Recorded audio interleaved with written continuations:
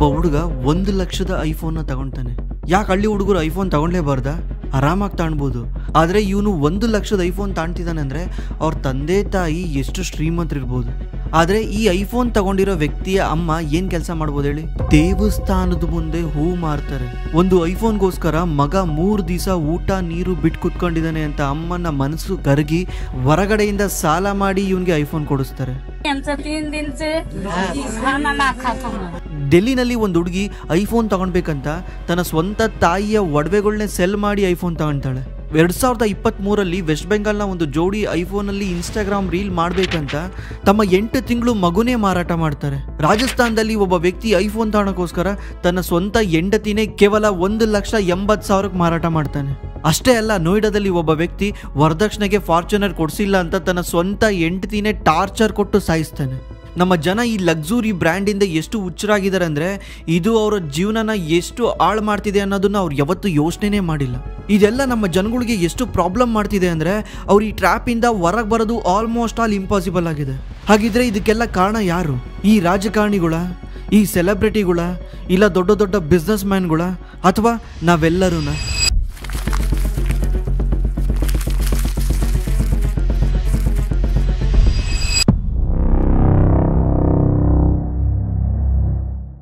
ನಮ್ಮ ತಂದೆ ತಾಯಿ ನಮ್ಮನ್ನು ಸ್ಕೂಲಿಗೆ ಅಂತ ತಗೊಂಡೋಗಿ ಸೇರಿಸ್ತಾರೆ. LKGಗೋ ಅಥವಾ UKGಗೋ ತಗೊಂಡೋಗಿ ಸೇರಿಸ್ತಾರೆ. ಸೇರಿಸಿದ ತಕ್ಷಣ ಸ್ಟಾರ್ಟ್ ಆಗೋದೆ ಈ ಸೋಷಿಯಲ್ ಟ್ರ್ಯಾಪ್. ಪಕ್ಕದ ಮನೆ ಹುಡುಗ ನೋಡಿ ಎಷ್ಟು ಚೆನ್ನಾಗಿ ರೈಮ್ಸ್ ಹೇಳ್ತಾನೆ, 10ರವರೆಗೂ ಮಗ್ಗಿ ಹೇಳ್ತಾನೆ, 1, 2, 100ವರೆಗೂ ಹೇಳ್ತಾನೆ, ಅದನ್ನು ಮಾಡ್ತಾನೆ ಇದನ್ನು ಮಾಡ್ತಾನೆ ಅಂತ ಸಣ್ಣ ವಯಸ್ಸಲ್ಲೇ ನಮಗೆ ಕಂಪೇರ್ ಮಾಡೋಕ್ಕೆ ಸ್ಟಾರ್ಟ್ ಮಾಡ್ತಾರೆ. SSLC ಓದ ತಕ್ಷಣ ಇದು ನಿನ್ನ ಜೀವನದ ಟರ್ನಿಂಗ್ ಪಾಯಿಂಟು, ಇಲ್ಲಿ ನೀನು 90%, 99% ತೆಗೆದ್ರೆ ನಿನ್ನ ಜೀವನನೇ ಚೇಂಜ್ ಆಗೋಗುತ್ತೆ, ನೀನು ಮುಂದೆ ತುಂಬ ಚೆನ್ನಾಗಿರ್ತೀಯ ಅಂತ ಆಸೆ ಹುಟ್ಟಿಸ್ತಾರೆ. ಅದೇ ರೀತಿ ಇದೆಲ್ಲ ಆದಮೇಲೆ ಮುಂದೆ ನೀನು ಡಾಕ್ಟರ್ ಆಗಬೇಕು, ಇಂಜಿನಿಯರ್ ಆಗಬೇಕು, MBA ಮಾಡಬೇಕು, ಇದೆಲ್ಲ ನೀನು ಮಾಡಿದ್ರೆ ನಿನಗೆ ಒಳ್ಳೆ ಕೆಲಸ ಸಿಗುತ್ತೆ. ಒಳ್ಳೆ ಕೆಲಸ ಸಿಕ್ಕರೆ ನಿನಗೆ ಒಳ್ಳೆ ಸಂಬಳ ಬರುತ್ತೆ, ನೀನು ಇಷ್ಟ ಬಂದಿದ್ದೆಲ್ಲನೂ ಪರ್ಚೇಸ್ ಮಾಡ್ಬೋದು, ನೀನು ಕಾರ್ ತಗೊಳ್ಬೋದು, ಬೈಕ್ ತಗೊಳ್ಬೋದು, ಫೋನ್ ತಗೊಳ್ಬೋದು, ನೀನು ಇಷ್ಟ ಬಂದಂಗೆ ನಿನ್ನ ಜೀವನ ಬದುಕ್ಬೋದು. ಇನ್ನೊಬ್ಬರ ಹತ್ರ ಕೈ ಒಡ್ಡೋ ಪರಿಸ್ಥಿತಿನೇ ಬರಲ್ಲ, ನಿನಗೆ ಜೀವನದಲ್ಲಿ ಕಷ್ಟನೇ ಬರಲ್ಲ ಅಂತೇಳಿ ನಮಗೆ ಇಂಜಿನಿಯರಿಂಗ್ MBAನ ಮಾಡಿಸ್ತಾರೆ. ಆದರೆ ನಾವು ಅಂದ್ಕೊಂಡಿದ್ದೀವಿ ಇದಕ್ಕೆಲ್ಲ ನಮ್ಮ ತಂದೆ ತಾಯಿ ಕಾರಣ ಅಂತ. ನಮ್ಮ ತಂದೆ ತಾಯಿ ಒಬ್ಬರೇ ಕಾರಣ ಅಲ್ಲ, ಇದಕ್ಕೆ ಕಾರಣನೇ ಈ ಸಮಾಜ. ಯಾಕಂದರೆ ನಮ್ಮ ತಂದೆ ತಾಯಿ ಸಣ್ಣವ್ರು ಇರಬೇಕಾದ್ರಿಂದನೂ ಕೂಡ ಅವರು ಅದನ್ನೇ ನೋಡ್ಕೊಂಡು ಬಂದಿದ್ದಾರೆ. ಅವರು ಕೂಡ ಪಕ್ಕದ ಮನೆ ಫ್ರಿಜ್ ತಗೊಂಡ್ರು, ಹಿಂದ್ಗಡೆ ಮನೆ ವಾಷಿಂಗ್ ಮಿಷಿನ್ ತಗೊಂಡ್ರು, ಎದುರುಗಡೆ ಮನೆ ಕಾರ್ ತಗೊಂಬಂದ, ಈ ಥರ ನಾವು ಬೇರೆಯವ್ರನ್ನ ನೋಡಿ ಇನ್ಫ್ಲೂಯೆನ್ಸ್ ಆಗ್ತಾ ಇರ್ತೀವಿ. ನಮ್ಮ ಸಂಬಂಧಿಕರು ಯಾರಾದರೂ ಒಳ್ಳೆ ಮನೆ ಕಟ್ಟಿದ್ರೆ ನನ್ನ ಹತ್ರ ಮನೆ ಇಲ್ಲ ಅನ್ನೋ ಬೇಜಾರ್ಗಿನ್ನ ಜಾಸ್ತಿ ಅವ್ರು ಒಳ್ಳೆ ಮನೆ ಕಟ್ಟಿದ್ರಲ್ಲ ಅಂತ ಬೇಜಾರಾಗುತ್ತೆ. ಯಾಕಂದರೆ ಮನುಷ್ಯ ತನ್ನ ಹತ್ರ ಏನಿರಲ್ಲ ಅದನ್ನು ಇನ್ನೊಬ್ರ ಹತ್ರ ನೋಡಿದಾಗ ಅವನಿಗೆ ಸಂಕಟ ಆಗುತ್ತೆ. ಅದಕ್ಕೆ ಅವನು ನನ್ನ ಹತ್ರನೂ ಈ ಥರದ್ದು ಬೇಕು ಅಂತ ಲೈಫಲ್ಲಿ ಅದ್ರ ಹಿಂದೆ ಹೋಗ್ತಾನೆ. ಇದನ್ನೇ ನಾವು ಸೋಷಿಯಲ್ ಟ್ರ್ಯಾಪ್ ಅಂತ ಕರಿತೀವಿ. ನಮ್ಮ ಇಂಡಿಯಾದಲ್ಲಿ ಮಾತ್ರ ಇದು ತುಂಬ ಇದೆ. ಓದೋದ್ರಿಂದ ಹಿಡಿದು, ಡ್ರೆಸ್ಸಿಂದ ಹಿಡಿದು, ಮನೆಯಿಂದ ಹಿಡಿದು, ಕೆಲಸ ಮಾಡೋದು ಕೂಡ ಬೇರೆಯವ್ರು ನೋಡಿ ಕಂಪೇರ್ ಮಾಡ್ತಾರೆ. ಅವನಂಥ ಒಳ್ಳೆ ಕಂಪ್ನಿನಲ್ಲಿ ಕೆಲಸ ತಗೊಂಡಿದ್ದಾನೆ, ನೀನು ಇಂಥ ಕಂಪ್ನಿನಲ್ಲಿ ಕೆಲಸ ಮಾಡ್ತಿದ್ಯಾ, ಅವನು ಫಾರಿನಲ್ಲಿ ಹೋಗಿ ಕೆಲಸ ಮಾಡ್ತಿದ್ದಾನೆ, ನೀನು ಇಂಡಿಯಾದಲ್ಲೇ ಕೆಲಸ ಮಾಡ್ತಿದ್ಯಾ, ಹಂಗೆ ಮಾಡ್ತಿದ್ಯಾ, ಹಿಂಗೆ ಮಾಡ್ತಿದ್ಯಾ ಅಂತ ಕಂಪೇರ್ ಮಾಡೋಕ್ಕೆ ಸ್ಟಾರ್ಟ್ ಮಾಡ್ತಾರೆ. ಇದೆಲ್ಲನೂ ನಮ್ಮ ಸೊಸೈಟಿನಲ್ಲಿ ನೋಡಿರೋ ನಮ್ಮ ತಂದೆ ತಾಯಿ ಅದನ್ನು ತಗೊಂಬಂದು ನಮ್ಮ ತಲೆಯಲ್ಲೂ ತುಂಬ್ತಾರೆ. ಈಗ ಯೋಚನೆ ಮಾಡಿ, ಒಬ್ಬ ಹುಡುಗ ಇಂಜಿನಿಯರಿಂಗ್ ಔಟ್ಪುಟ್ ಆಗಿದ್ದಾನೆ ಅಂದರೆ ಅವ್ನು ಥಿಂಕ್ ಮಾಡ್ತಾನೆ, ನಾನು ಒಳ್ಳೆ ಔಟ್ಪುಟ್ ಆಗಿದ್ದೀನಿ, ನನ್ನ ತಂದೆ ತಾಯಿ ಹೇಳಿದ ಪ್ರಕಾರ ನನ್ನ ಜೀವನದಲ್ಲಿ ಓದಿದ್ದೀನಿ, ಬರ್ದಿದ್ದೀನಿ, ಇಂಜಿನಿಯರಿಂಗ್ ಕಂಪ್ಲೀಟ್ ಮಾಡಿದ್ದೀನಿ, ಇವಾಗ ನನಗೆ ಒಳ್ಳೆ ಸಂಬಳ ಸಿಗುತ್ತೆ. ಯಾಕಂದರೆ ನಮ್ಮ ಟೀಚರ್ಸ್ಗಳು ಕೂಡ ಅದೇ ಹೇಳಿದ್ದಾರೆ, ನಮ್ಮ ಪೇರೆಂಟ್ಸ್ಗಳು ಕೂಡ ಅದೇ ಹೇಳಿದ್ದಾರೆ. ಏನಂದರೆ ನೀನು ಇಂಜಿನಿಯರಿಂಗ್ ಕಂಪ್ಲೀಟ್ ಮಾಡಿದ್ಮೇಲೆ ನಿನ್ನ ಲೈಫ್ ಸೆಟ್ಲ್ ಆಗುತ್ತೆ, ಯಾಕಂದರೆ ನಿನಗೆ ಒಳ್ಳೆ ಸಂಬಳ ಸಿಗುವಂಥ ಕೆಲಸ ಸಿಗುತ್ತೆ. ಆದರೆ ಆ ಇಂಜಿನಿಯರಿಂಗ್ ಕಂಪ್ಲೀಟ್ ಮಾಡಿರೋ ಹುಡುಗ ಒಂದು ಸಲ ಔಟ್ಪುಟ್ ಆಗಿ ಹೊರಗೆ ಬಂದಮೇಲೆ ಗೊತ್ತಾಗುತ್ತೆ ಅವನಿಗೆ ಒಳ್ಳೆ ಕೆಲಸ ಸಿಗೋದಿರಲಿ, ಕೆಲಸ ಸಿಗೋದೇ ಎಷ್ಟು ಕಷ್ಟ ಇದೆ ಅಂತ. ಈವನ್ ಹಂಗೋ ಹಿಂಗೋ ಕೆಲಸ ಸಿಕ್ಕಿದ್ರು ಕೂಡ ಅಲ್ಲಿ ನಮಗೆ ಸಂಬಳ ಸಿಗೋದೆ 15,000ದಿಂದ 20,000ವರೆಗೂ. ಹಿಂದೆಯಿಂದ ಇದೆಲ್ಲ ಆಸೆ ತಲೆಯಲ್ಲಿ ಇಟ್ಕೊಂಡ್ಬಂದಿದ್ದ ಹುಡುಗಂಗೆ ಒಂದೇ ಸಲ ಡಿಸಪಾಯಿಂಟ್ ಆಗೋಗುತ್ತೆ. ಯಾಕಂದರೆ ಅವನು ಅಂದ್ಕೊಂಡಿರೋ ಥರ ಅವನಿಗೆ ಕೆಲಸ ಸಿಗಲ್ಲ, ಅವನಿಗೆ ಸಂಬಳ ಸಿಗಲ್ಲ. ಆದರೆ ಸೊಸೈಟಿ ಮಾತ್ರ ಥಿಂಕ್ ಮಾಡ್ತಾ ಇದೆ, ಇವನು ಇಂಜಿನಿಯರಿಂಗ್ ಕಂಪ್ಲೀಟ್ ಮಾಡಿದ್ದಾನೆ, ಇವನು ಸೂಪರ್ ಆಗಿದ್ದಾನೆ, ಲೈಫಲ್ಲಿ ಸಕ್ಸಸ್ ಆಗಿದ್ದಾನೆ. ನಮ್ಮ ತಂದೆ ತಾಯಿಗಳು ಕೂಡ ಅದೇ ಹೇಳ್ತಿರ್ತಾರೆ, ನೀನು ಇಂಜಿನಿಯರಿಂಗ್ ಕಂಪ್ಲೀಟ್ ಮಾಡಿದ್ಯಾ, ನೀನು ಸಕ್ಸಸ್ ಆಗಿದೆಯಾ. ಈಗ ಇವನ ತಲೆಯಲ್ಲಿ ಏನು ಬಂತೇಳಿ? ಈ ಸೊಸೈಟಿ ನನ್ನನ್ನು ಒಬ್ಬ ಸಕ್ಸಸ್ಫುಲ್ ವ್ಯಕ್ತಿ ಥರ ಥಿಂಕ್ ಮಾಡ್ತಾ ಇದೆ. ಇದನ್ನು ನಾನು ಕಾಪಾಡ್ಕೊಂಡು ಹೋಗ್ಬೇಕಂದ್ರೆ ಸಂಬಳ ಎಷ್ಟೇ ಬರಲಿ ನಾನು ಸೊಸೈಟಿ ಮುಂದೆ ಚೆನ್ನಾಗಿರಬೇಕು, ಚೆನ್ನಾಗಿ ಬದುಕಿ ತೋರಿಸ್ಬೇಕು ಅಂತ. ಅವಾಗ ಅವನು ಏನು ಮಾಡ್ತಾನೆ, ಚೆನ್ನಾಗಿ ಬದುಕಿ ತೋರಿಸ್ಬೇಕು ಅಂತೇಳಿ ಅವನು ಜಾಸ್ತಿ ಸಂಬಳ ಬರೋವರೆಗೂ ವೆಯ್ಟ್ ಮಾಡ್ಕೊಂಡು ಕುತ್ಕೊಳ್ಳಲ್ಲ.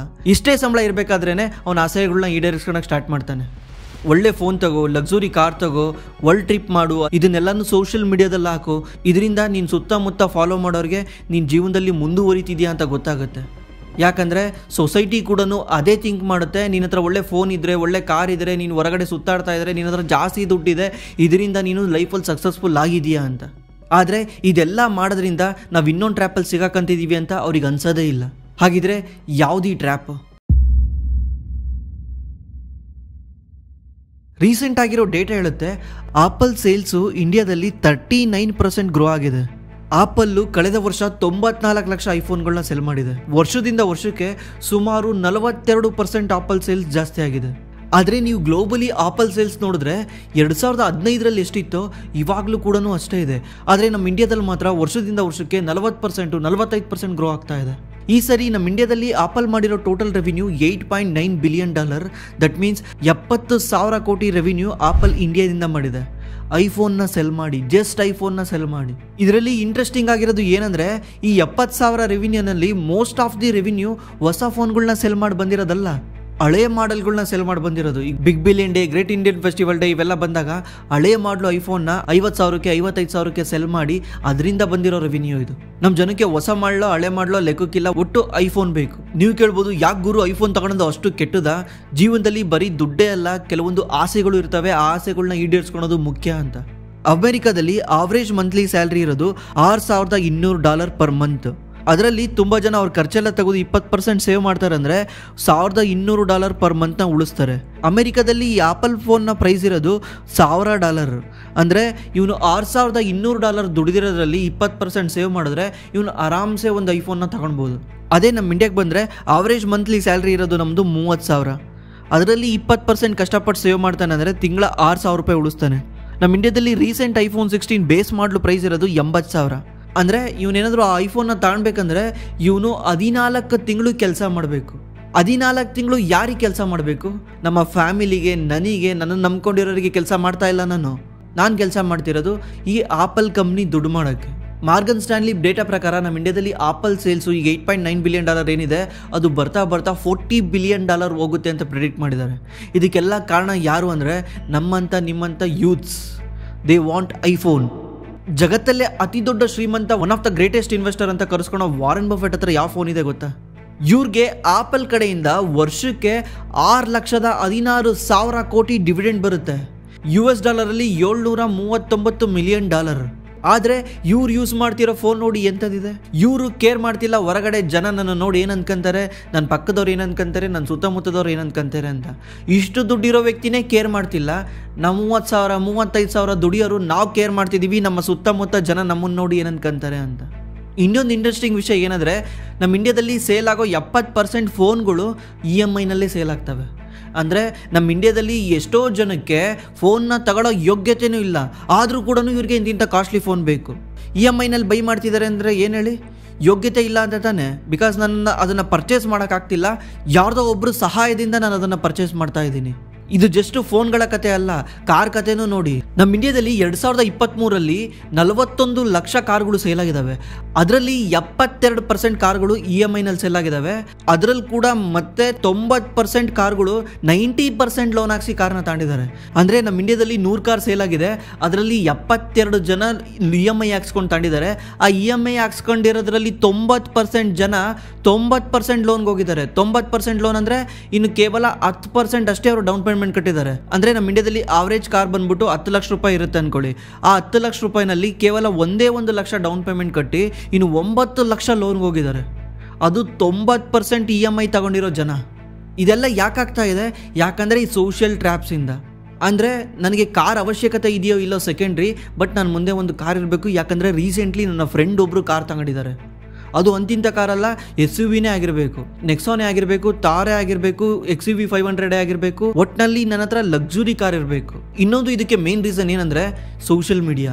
ನೀವು ಫಾಲೋ ಮಾಡ್ತಿರೋ ಬ್ಯಾಡ್ ಇನ್ಫ್ಲೂಯೆನ್ಸರ್ಸ್, ಅವ್ರಿಗೇನೋ ದುಡ್ಡು ಚೆನ್ನಾಗಿ ಬರುತ್ತೆ, ಇನ್ಸ್ಟಾಗ್ರಾಮಿಂದ ಯೂಟ್ಯೂಬಿಂದ ದುಡ್ಡು ಚೆನ್ನಾಗಿ ಬರುತ್ತೆ. ಅವ್ರು ಬಂದ್ಬಿಟ್ಟು ನಿಮಗೆ ಸೋಷಿಯಲ್ ಮೀಡಿಯಾದಲ್ಲಿ ತೋರಿಸ್ತಿದ್ದಾರೆ, ನಾನು ಅಂಥ ಕಾರ್ ತಗೊಂಡೆ, ಇಂಥ ಕಾರ್ ತಗೊಂಡೆ, ಇಂಥ ಫೋನ್ ತಗೊಂಡೆ ಅಂತ.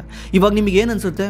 ನಾನು ಜೀವನದಲ್ಲಿ ಹಿಂದೆ ಉಳಿದಿದ್ದೀನಿ, ನನ್ನ ಹತ್ರ ಯಾವ ಥರದ್ದು ಇಲ್ಲ, ಇವ್ರು ಮಾತ್ರ ಯಾವ ಥರ ಗ್ರೋ ಆಗ್ತಾ ಇದ್ದಾರೆ. ಇವಾಗ ನೀವೇನು ಮಾಡ್ತೀರಾ? ನೀವು ಅವ್ರ ಥರನೇ ಮಾಡೋಕೆ ಹೋಗ್ತೀರಾ. ನೀವು ಅನ್ಕೊಂತೀರಾ ಸಮಾಜ ಇರೋದೇ ಹಿಂಗೆ, ನಾನು ಮಾತ್ರ ಕೆಳಗಿದ್ದೀನಿ ಅಂತ. ಆ್ಯಕ್ಚುಲಿ ನೀವು ನೋಡ್ತಿರೋದು ಟಾಪ್ 1% ಜನಗಳನ್ನ ಅಷ್ಟೇ. ಅವ್ರನ್ನ ನೋಡಿ ನೀವು ಕಾಪಿ ಮಾಡ್ತಿದ್ದೀರಾ. ಅವ್ನು ಯಾರೋ ಕಾರ್ ತಗೊಂಡ ಅಂತ ನೀನು ಕಾರ್ ತಗೊಂಡ್ರೆ ಸಿಗಾಕೋಣದು ನಾವು. 5 ವರ್ಷ 6 ವರ್ಷ 7 ವರ್ಷ ಲೋನ್ ಕಟ್ಟಬೇಕಾಗಿರೋದು ನಾವು. ಫ್ಯೂಚರ್ಗೋಸ್ಕರ ದುಡ್ಡನ್ನ ಸೇವ್ ಮಾಡಿ, ನಾಳೆ ಒಂದು ದಿವಸ ನನ್ನ ಕೆಲಸ ಇಲ್ಲಿದ್ರು ಕೂಡ ನನ್ನ ದುಡ್ಡು ನನ್ನನ್ನು ಸೇವ್ ಮಾಡುತ್ತೆ ಅನ್ನೋಕ್ಕೋಸ್ಕರ ನಾನು ಫ್ಯೂಚರಲ್ಲಿ ಸೇವ್ ಮಾಡ್ತಿಲ್ಲ. ಇವತ್ತಿನ ದಿವಸ ಬದುಕ್ಬಿಡ್ಬೇಕು, ಇವತ್ತು ಪ್ರೆಸೆಂಟ್ ಟೈನಲ್ಲಿ ಬದುಕಬೇಕು. ಬಿಕಾಸ್ ಜೀವನ ಇರೋದು ಇವತ್ತು, ನಾಳೆ ಯಾವನಿಗೆ ಗೊತ್ತು. ಅದು ಕರೆಕ್ಟೇ, ಜೀವನ ಇರೋದು ಇವತ್ತೇನೆ. ನಿಮ್ಮ ದುಡ್ಡನ್ನ ನೀವು ಖರ್ಚು ಮಾಡಿ, ಬೇರೆ ಯಾರ್ದೋ ದುಡ್ಡು ಇಸ್ಕೊಂಬಂದು ಯಾಕೆ ಖರ್ಚು ಮಾಡಿ ಶೋಕಿ ಮಾಡ್ತಿದ್ದೀರಾ? ಇದು ಒಳ್ಳೇದಲ್ಲ ಅಲ್ಲ. ಸಾಲ ತಗೊಳೋದು ತುಂಬ ಕೆಟ್ಟದು ಅಂತ ನಿಮಗೂ ಗೊತ್ತು. ನೀವು ಸುತ್ತಮುತ್ತ ನೋಡ್ತಾನೆ ಇದ್ದೀರಾ, ಎಷ್ಟೋ ಜನ ಕೈ ಸಾಲ ಎಲ್ಲ ತಗೊಂಡು ಅದರಿಂದ ಹೊರಗೆ ಬರೋಕ್ಕಾಗ್ದಲೇ ಸಾಯ್ತಾ ಇದ್ದಾರೆ. ಎಷ್ಟೋ ಜನ ಕೈ ಸಾಲ ಅಥವಾ ಪರ್ಸ್ನಲ್ ಲೋನ್ ತಗೊಂಡು ಟ್ರಿಪ್ ಹೊಡಿತಾರೆ, ಬೇರೆ ಬೇರೆ ದೇಶಕ್ಕೆ ಹೋಗ್ತಾರೆ. ಯಾಕಂದರೆ ವಯಸ್ಸಾದ್ಮೇಲೆ ಇದು ಮಾಡೋಕ್ಕಾಗಲ್ಲ ಅಂತ. ಆ್ಯಕ್ಚುಲಿ ನೀವೇನು ಮಾಡ್ತಿದ್ದೀರಾ ಅಂದರೆ, ನೀವು ಇವತ್ತಿನ ದುಡ್ಡನ್ನ ಖರ್ಚು ಮಾಡಿಬಿಟ್ಟು ನೀವು ವಯಸ್ಸಾಗೋವರೆಗೂ ಅವರಿಗೋಸ್ಕರ ಬಡ್ಡಿ ಕಟ್ತಿದ್ದೀರಾ. ಬೆಳಿಗ್ಗೆ ಇದ್ದು ಆಫೀಸ್ಗೆ ಹೋಗಿ ಅವ್ರಿಗೋಸ್ಕರ ಕೆಲಸ ಮಾಡ್ತಿದ್ದೀರಾ. ಸಾಲ ತಗೊಳೋದು ತಪ್ಪಲ್ಲ. ಸಾಲ ಒಂಥರ ಎರಡೂ ಕಡೆ ಚೂಪಾಗಿರೋ ಒಂದು ಕತ್ತಿ ಇದ್ದಂಗೆ. ಆ ಕತ್ತಿನಲ್ಲಿ ನೀವು ಸಂಹಾರನೂ ಮಾಡ್ಬೋದು, ಇಲ್ಲ ನಿಮ್ಮ ಕುತ್ತಿಗೆನೂ ಕೊಯ್ಕೊಬೋದು. ನಾವು ತುಂಬ ಜನ ನಮ್ಮ ಕುತ್ತಿಗೆನೇ ನಾವು ಕೊಯ್ಕೊತಾ ಇದ್ದೀವಿ. ಸಾಲ ಎಂಥದ್ರಲ್ಲಿ ಮಾಡಬೇಕಂದ್ರೆ, ಹೋಮ್ ಲೋನ್ ತಗೊಳ್ಳಿ. Home loan is a best loan. Business ಮಾಡೋಕ್ಕೆ ಲೋನ್ ಬೇಕಿದೆಯಾ ತಗೊಳ್ಳಿ. ಎಜುಕೇಷನ್ ಲೋನ್ ತಗೊಳ್ಳಿ. ಯಾಕಂದರೆ ಈ ಲೋನು ನಿಮಗೆ ಫ್ಯೂಚರಲ್ಲಿ ದುಡ್ಡು ಕೊಡುತ್ತೆ. ಈಗ ನೀವು ಒಂದು ಹೋಮ್ ಲೋನ್ ತಗೊಂಡಿದ್ದೀರಾ ಅಂದರೆ ಆ ಮನೆ ಕೂಡ ಬೆಳೆಯುತ್ತಲ್ವಾ. ನೀವು ಇಲ್ಲಿ ಸಾಲ ತಗೊಂಡು ಅಸೆಟ್ ಬಿಲ್ಡ್ ಮಾಡ್ತಿದ್ದೀರಾ. ಈ ಅಸೆಟ್ಟು ನಿಮಗೆ ಮುಂದೆ ಒಂದು ದಿವಸ ದುಡ್ಡನ್ನ ತಂದು ಕೊಡುತ್ತೆ. ಅದೇ ರೀತಿ ಬಿಸ್ನೆಸ್ ಮಾಡ್ತಿದ್ದೀರಾ, ಲೋನ್ ತಗೊಂಡು ಬಿಸ್ನೆಸ್ ಮಾಡಿದ್ದೀರಾ. ಅಕಸ್ಮಾತ್ ಬಿಸ್ನೆಸ್ ಕ್ಲಿಕ್ ಆಯಿತು ಅಂದರೆ ನೀವು ಸಾಯೋವರೆಗೂ ಕೂಡ ಕುತ್ಕೊಂಡು ತಿನ್ಬೋದು. ಎಜುಕೇಷನ್ಗೋಸ್ಕರ ಲೋನ್ ತಗೊಂಡಿದ್ದೀರಾ, ನಿಮಗೆ ಲೋನ್ ತಗೊಂಡು ಒಳ್ಳೆ ಕಾಲೇಜಲ್ಲಿ ಸೀಟ್ ಸಿಕ್ಕಿ, ಒಂದು ಒಳ್ಳೆ ಎಜುಕೇಷನ್ ಸಿಕ್ಕಿ, ಒಳ್ಳೆ ಜಾಬ್ ಸಿಕ್ಕಿದ್ರೆ ನಿಮ್ಮ ಜೀವನ ಎಷ್ಟು ಮುಂದುವರಿಯುತ್ತೆ. ನಾವು ಮಾಡ್ತಿರೋ ಸಾಲ ಇದು ಮುಂದೆ ನನಗೆ ಏನು ಹೆಲ್ಪ್ ಮಾಡುತ್ತೆ ಅನ್ನೋದ್ರ ಬಗ್ಗೆ ಯೋಚನೆ ಮಾಡಬೇಕಂದ್ರೆ, ನಾವೇನಾದರೂ ಸಾಲ ತಗೊಂಡು ಏನಾದರೂ ಬೈ ಮಾಡಿದ್ದೀವಿ ಅಂದರೆ ಅದ್ರ ಪ್ರೈಸ್ ಮೇಲೆ ಹೋಗ್ತಾ ಇರಬೇಕು. ಈಗ ತುಂಬ ಜನ ಸಂಘಗಳಲ್ಲಿ ಸಾಲ ಮಾಡಿ ಅಲ್ಲಿ ಇಲ್ಲಿ ಕೈ ಸಾಲ ಮಾಡಿ ಒಡವೆ ಅಂತಾರೆ. ಯಾಕಂದರೆ ಅವ್ರು ಥಿಂಕ್ ಮಾಡ್ತಾರೆ ಒಡವೆನೂ ಮೇಲೆ ಹೋಗುತ್ತಲ್ವಾ, ಈಗ ಸಾಲ ನಾನು ಬಡ್ಡಿ ಕಟ್ತಿರ್ತೀನಿ ಒಡವೆ ಮೇಲೆ ಹೋಗ್ತಿದೆ ಅಂತ. ಲಾಸ್ಟ್ 20-25 ವರ್ಷದಿಂದ ಡೇಟಾ ತೆಗೆದು ನೋಡಿ, gold year on year 8 to 9% ಅಷ್ಟೇ ಗ್ರೋ ಆಗಿರೋದು. ನಿಮ್ಮದು ಸಾಲ ಎಷ್ಟಿರುತ್ತೆ? ನೀವು ಪರ್ಸ್ನಲ್ ಲೋನ್ ತಗೊಂಡ್ರೆ ಮಿನಿಮಮ್ 15% ಇರುತ್ತೆ. ಕೈ ಸಾಲ ತಗೊಂಡ್ಬಿಟ್ರೆ 30-35% ಇರುತ್ತೆ. ಸಂಘಗಳಲ್ಲಿ ತಗೊಂಡ್ರೆ ನೀವು ಅನ್ಕೊಂಡಿದ್ದೀರಾ ಆ ಸಂಘಗಳಲ್ಲಿ ಇಂಟ್ರೆಸ್ಟ್ ರೇಟ್ ಕಮ್ಮಿ ಇರುತ್ತೆ ಅಂತ. ಸಂಘಗಳಲ್ಲಿ ಕೂಡ 20-22% ಇಂಟ್ರೆಸ್ಟ್ ರೇಟ್ ಇರುತ್ತೆ. ನಮಗೆ ಗೊತ್ತಾಗ್ತಾ ಇಲ್ಲ ಅಷ್ಟೇ. ಅದು ಇದೆಲ್ಲದರಲ್ಲೂ ಸಿಗಾಕೊಂಡು ನಾವು ಹೆಂಗಾಗ್ಬಿಟ್ಟಿದ್ದೀವಿ ಅಂದರೆ, ಇದರಿಂದ ಹೊರಗೆ ಬರೋಕ್ಕಾಗದೇ ಇಲ್ಲೇನೋ ಅನ್ನೋ ಥರ ಬದುಕ್ತಿದ್ದೀವಿ. ಇದು ಮುಂಚೆ ಅಮೆರಿಕಾ, ಯುರೋಪ್ ಕಂಟ್ರಿಗಳಲ್ಲೆಲ್ಲ ಕಾಮನ್ ಆಗಿತ್ತು. ಈಗ ನಮ್ಮ ಇಂಡಿಯಾಗೆ ಬರ್ತಾ ಇದೆ. ಇದನ್ನು ನಾನು ಒಂಥರ ಪ್ಯಾಂಡಮಿಕ್ ಅಂತೀನಿ. ಕರೋನಾಗಿನ್ನ ಡೇಂಜರ್ ಇದು. ಕರೋನಾ ಬಂತು ಹೋಯ್ತು, ಇದು ಹೋಗಲ್ಲ. ಒಂದು ಸಲ ನಮ್ಮ ಜನಗಳು ಇದರಲ್ಲಿ ಸಿಗಾಕೊಂಡ್ರೆ ಇದರಿಂದ ಹೊರಗೆ ಬರೋದು ಭಾರಿ ಕಷ್ಟ. ಟ್ರೀಟ್ಮೆಂಟೇ ಇಲ್ಲ ಇದಕ್ಕೆ ಬರೋಕ್ಕೆ. ದಯವಿಟ್ಟು ನೀವೇನಾದರೂ ಪರ್ಚೇಸ್ ಮಾಡಬೇಕು, ಏನಾದರೂ ಗ್ಯಾಜೆಟ್ ತಗೊಳ್ಬೇಕು, ನೀವು ಥಿಂಕ್ ಮಾಡಿ ಇದನ್ನು ನಾನು 2 ಸಲ ಬೈ ಮಾಡೋಕ್ಕಾಗುತ್ತಾ ನನ್ನ ಕೈಲಿ ಅಂತ. 2 ಸಲ ಬೈ ಮಾಡೋಕ್ಕಾಗುತ್ತೆ ಅಂದರೆ ಮಾತ್ರ ಅದನ್ನು ತಗೊಳ್ಳಿ. EMIನಲ್ಲೆಲ್ಲ ತಗೊಳಕ್ಕೆ ಹೋಗ್ಬಿಡಿ. ಅಂದರೆ ನೀವು 1 ಲಕ್ಷ ರೂಪಾಯಿ ಫೋನ್ ತಗೊಳ್ಬೇಕಂದ್ರೆ ಅಟ್ಲೀಸ್ಟ್ ನಿಮ್ಮ ಹತ್ರ 2 ಲಕ್ಷ ರೂಪಾಯಿ ಇರಬೇಕು. ಅಂದರೆ ನೀವು ಒಂದು 10 ಲಕ್ಷ ರೂಪಾಯಿ ಕಾರ್ ತಗೊಳ್ಬೇಕಂದ್ರೆ ನಿಮ್ಮ ಹತ್ರ 20 ಲಕ್ಷ ಇರಬೇಕು. ಆವಾಗ ನೀವು ಒಂದು ಕಾರ್ ತಗೊಂಡ್ರೂ ಕೂಡ ನಿಮ್ಮ ಹತ್ರ 10 ಲಕ್ಷ ಉಳ್ಕೊಳುತ್ತೆ. 10 ಲಕ್ಷ ಬೆಳೀತಿರುತ್ತೆ. ನೀವು ಆಸೆನೂ ತೀರಿಸ್ಕೊಂಡಂಗಾಯ್ತು, ನಿಮ್ಮ ಜೀವನನೂ ಚೆನ್ನಾಗಿರುತ್ತೆ. ಈಗ ನಾವೇನು ಮಾಡ್ತಾ ಇದ್ದೀವಿ, ನನ್ನ ಹತ್ರ 10 ಲಕ್ಷನೂ ಇಲ್ಲ, 1 ಲಕ್ಷನೂ ಇಲ್ಲ. EMI ಸಹಾಯದಿಂದ ನಾವು ಎಲ್ಲ ಬೈ ಮಾಡ್ತಾ ಇದ್ದೀವಿ. ಇದರಿಂದ ಏನೆಲ್ಲ ಪ್ರಾಬ್ಲಮ್ ಆಗುತ್ತೆ ಅಂತ ನೀವೇ ಯೋಚನೆ ಮಾಡಿ. ನೀವು ಸುತ್ತಮುತ್ತ ಯಾರನ್ನ ನೋಡ್ತಿರೋ ಇದೇ ಥರ ಮಾಡ್ತಿದ್ರೆ ಅಥವಾ ನೀವೇ ಮಾಡ್ತಾ ಇದ್ರೆ ನಿಮ್ಮ ಸ್ಟೋರಿ ಏನಾದರೂ ಇದ್ರೆ ಕೆಳಗಡೆ ಕಾಮೆಂಟಲ್ಲಿ ಹಾಕಿ. ಇದರಿಂದ ತುಂಬ ಜನ ಇನ್ಸ್ಪೈರ್ ಆಗ್ತಾರೆ. ನ್ಯೂ ಜನ್ರೇಷನ್ಗೆ ಹೆಲ್ಪ್ ಆಗುತ್ತೆ. ಅವ್ರು ಇದರಿಂದ ಬೀಳೋದ್ರಿಂದ ತಪ್ಪಿಸ್ಕೊಬೋದು. Thanks for watching. ಮತ್ತೆ ಸಿಗೋಣ.